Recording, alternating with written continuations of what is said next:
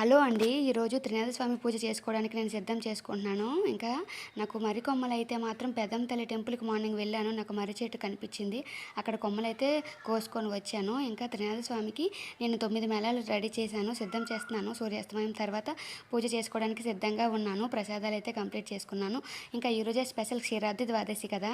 నేను లక్ష్మీదేవికి, వెంకటరమణమూర్తికి కళ్యాణం చేయడానికి రెడీగా అలంకరించుకుంటున్నాను. సిద్ధం చేసుకుంటున్నాను. అభిషేకం చేసుకొని కళ్యాణం చేయడానికి ఉసిరి మొక్కకి, తులసి మొక్కకి ఇంకా కళ్యాణం చేసుకోవడానికి నేనైతే సిద్ధం చేసుకుంటున్నాను. ఇంకా వచ్చేసి మా ఇంట్లో శంఖ పువ్వులు చూడండి ఎంత మంచిగా ఫ్రెష్‌గా వస్తున్నాయో. సో, మార్నింగ్ పూజకి నాకు దొరికాయి. ఇంకా ఈరోజు ఈవినింగ్ పూజకి కూడా ఆ చెట్టుకే ఉంచేశాను. సో, ఇవైతే ఈవినింగ్ పూజకి పెట్టుకుంటాను. ఈరోజు క్షీరాబ్ది ద్వాదశికి దీపాలన్నీ అయిపోయినాక మీకైతే పోస్ట్ చేస్తాను. రెడీ చేస్తున్నప్పుడు ఒకసారి వీడియో తీసుకున్నాను. ఇంకా 9 మేళాలైతే రెడీ చేయడానికి సిద్ధంగా ఉన్నాను. ఈ పువ్వులైతే దేవుడికి సమర్పించుకుంటున్నాను.